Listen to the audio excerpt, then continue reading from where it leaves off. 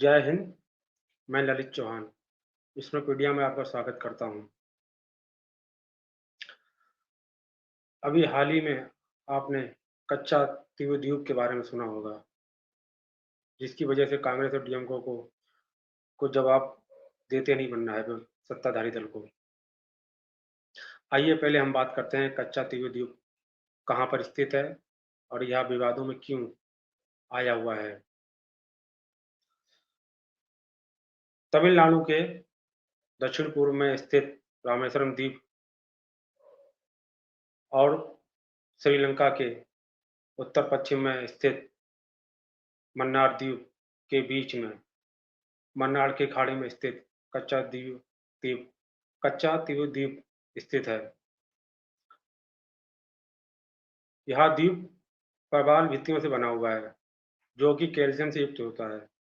यह मछलियों के उत्पादन के लिए महत्वपूर्ण होता है, जिस कारण यहाँ पे मछलियाँ बहुत अधिक पाई जाती हैं। भारतीय मछुआरे और श्रीलंका के मछुआरे यहाँ पे आके मछलियाँ पकड़ते हैं और जाल को सुखाते हैं। विवाद का मुद्दा यहाँ की मछलियों का उत्पादन इतना अधिक है, जिस पे दोनों देश अपना हक जमाते हैं। सामरिक महत्व का होने के साथ-साथ यह मछली के उत्पादन का बहुत बड़ा केंद्र है।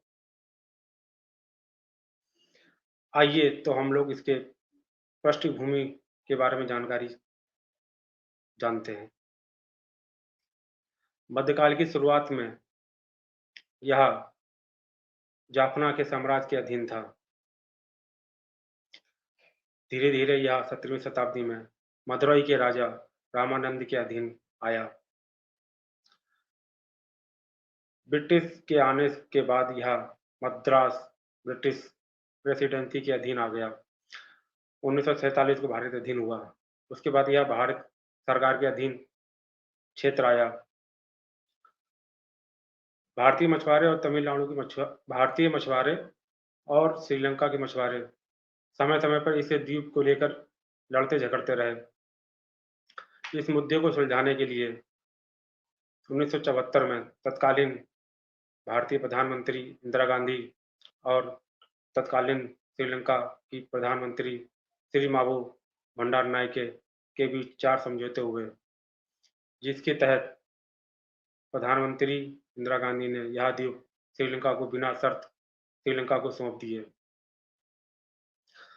आज की स्थिति में भारतीय मछुआरे जब वहाँ मछली पकड़ने जाते हैं तो श्रीलंका की नौसेना उनको पकड़ती है और उनको प्रताड़ित करती है, जिससे तमिलनाडु के मछुआरे बहुत ही परेशान होते हैं।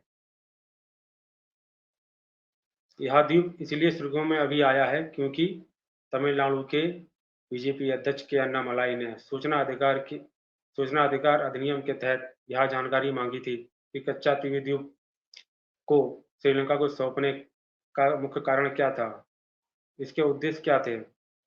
जानकारी में निकल के आया कि तत्कालीन 1974 में तत्कालीन तमिलनाडु की सरकार डीएमके के सीएम करुणानिधि की मौन स्वीकृति इस समझौते पर थी। तत्कालीन केंद्र सरकार के विदेश सचिव केवल सिंह तमिलनाडु के सीएम करुणानिधि से मिले थे। उन्होंने इस मुद्दे पर करुणानिधि से बात की। उन्होंने इस मुद्दे पर इस मुद्दे पर अपनी सहमति दी तथा कहा था कि केंद्र सरकार को इस पर कोई शर्मिंदगी नहीं उठानी पड़ेगी। समझौता होने के बाद तमिलनाडु में बहुत बड़ा विरोध हुआ। करुणानिधि ने देखा कि इसका विरोध ज़्यादा हो रहा है, तो वह केंद्र सरकार के विरोध में हो गए। समय-समय पर यह मुद्दा तमिलनाडु की राजनीति में गरमाता रहता है। 1991 को तमिलनाडु की विधानसभा में कच्चा द्वीप के समझौते के विरोध में प्रस्ताव पारित हुआ। 2008 में इस मुद्दे को लेकर कई पार्टियां कोर्ट में गईं। करुणानिधि के बेटे स्टालिन, जो कि डीएमके के इस समय मुख्यमंत्री हैं, समय-समय पर केंद्र सरकार से इस द्वीप को लेकर अपनी मांग भारत सरकार से करते रहे। तमिलनाडु की राजनीति मुख्य 4 मुद्दों पे हमेशा चलती रही है। नंबर 1, द्रविड़ सभ्यता की सर्वोच्चता। नंबर 2, द्रविड़ संस्कृति की रक्षा एवं संरक्षण, उसका विकास। नंबर 3, कावेरी नदी का जल समझौता, जिसको लेकर समय-समय पर कर्नाटक, तमिलनाडु, केरल और पुडुचेरी में विवाद होता रहता है। नंबर 4, कच्चा तिब्बत द्वीप को लेकर कांग्रेस और डीएमके का दोगलापूर्ण व्यवहार। तमिलनाडु के लिए यह कितना तमिलनाडु की राजनीति के लिए यह मुद्दा कितना संवेदनशील हो सकता है, यह आपको लोकसभा चुनाव 2024 में पता चल सकता है, क्योंकि तत्कालीन राजग सरकार ने कई महत्वपूर्ण कार्य किए हैं, जैसे राष्ट्रवाद एवं एकता और अखंडता पर उसका अचूक कब्जा। दूसरा, राजग का कार्य राम मंदिर का निर्माण। तीसरा, तमिल काशी संगम और सौराष्ट्र तमिल संगम। चौथा, संसद में संगोल की स्थापना। पांचवा, G20 की बैठकों का संचालन तमिलनाडु के कई शहरों में किया गया। छठा, कई योजनाओं जो कि विश्व स्तरीय योजनाएं जो काफी बड़े स्तर पर थी उनका सफल क्रियान्वयन किया गया, जो भारत सरकार की उपलब्धि है। तमिलनाडु की जनता यह जानती है कि तत्कालीन पीएम नरेंद्र मोदी, आज के प्रधानमंत्री नरेंद्र मोदी की कर्मठता और एवं प्रतिबद्धता का कोई सराहनीय नहीं है। तो तमिलनाडु की जनता उन पर विश्वास कर सकती है, तो यह मुद्दा जरूर चलेगा।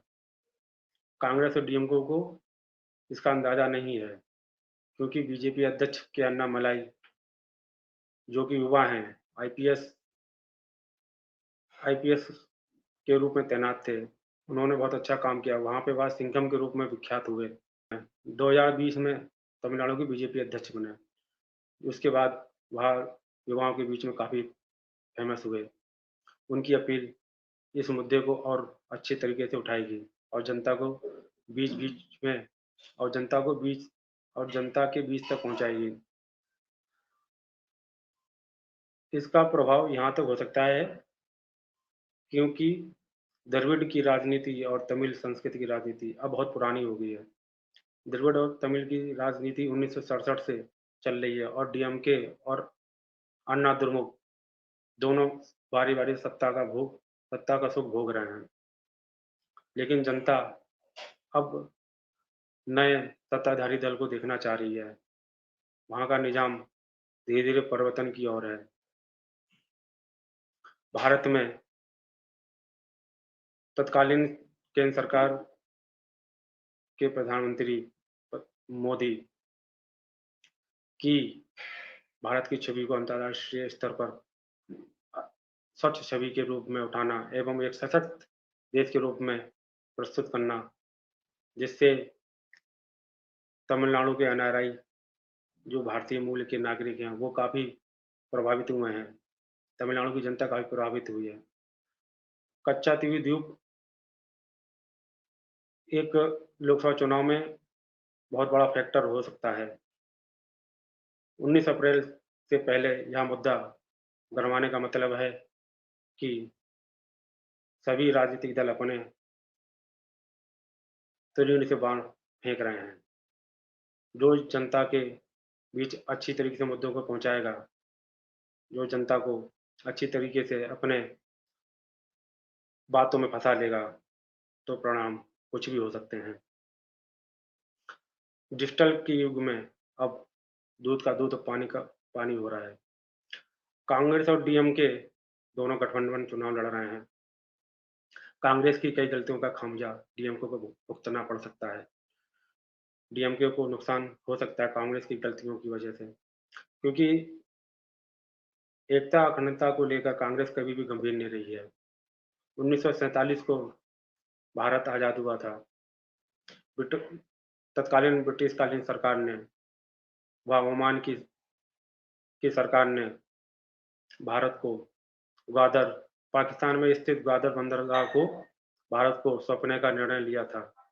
लेकिन लेकिन तत्कालीन प्रधानमंत्री जवाहरलाल नेहरू ने यह कहते हुए उसको लेने से मना कर दिया कि यह बहुत दूर है, यह भारतीय सीमा से बहुत दूर है। इसी तरह 1948 में जम्मू कश्मीर का मुद्दा, जो संयुक्त राष्ट्र संघ तक पहुँच गया। आज देश के लिए वह नासूर बन गया था। 2019 को 370 को हटाकर राज्य सरकार ने उसको भारतीय राज्य क्षेत्र में मिला लिया पूर्ण रूप से। इसी तरह 1962 में भारत चीन युद्ध में चीन ने लद्दाख के कुछ क्षेत्र को अपने कब्जे में ले लिया था, जिसको अक्साई चीन कहते हैं। उस क्षेत्र के बारे में नेहरू ने संसद में कहा था कि वह बंजर जमीन है, अनुपजाऊ जमीन है, वहाँ पे कुछ नहीं होता है। ऐसे बेढंगे या बेतुके बयान देकर जवाहरलाल नेहरू ने एकता और अखंडता से हमेशा खिलवाड़ किया। इसी तरह कच्चा तीवी द्वीप पर उनका बयान सार्वजनिक हो रहा है, जिसमें उन्होंने कहा था, कच्चा तीवी द्वीप को देने से भारत को कोई बड़ा नुकसान नहीं होगा। आज की परिस्थिति में चीन को काउंटर करने के लिए कच्चा तीवी द्वीप सामने महत्व का है। आज उसकी बहुत आवश्यकता है, क्योंकि चीन भारत के सागरीय सीमा के चारों ओर अपने बंदरगाह, भारतीय सीमाओं के चारों ओर के देशों को अपने आर्थिक रूप से जाल में फंसाने के तौर पर कब्जे में लेता जा रहा है। कांग्रेस और डीएमके को इसका खामियाजा भुगतना पड़ सकता है, क्योंकि तत्कालीन डिजिटल युग में सभी जानकारियां नेट पर, सोशल मीडिया पर उपलब्ध हैं। आपकी क्या राय है इस कच्चा तीवी द्वीप पर? क्या यह भारत को श्रीलंका से लेना चाहिए? लेना चाहिए, कैसे लेना चाहिए? क्या तरीका हो सकता है? आप कमेंट करके मुझे बताएं। जय हिंद।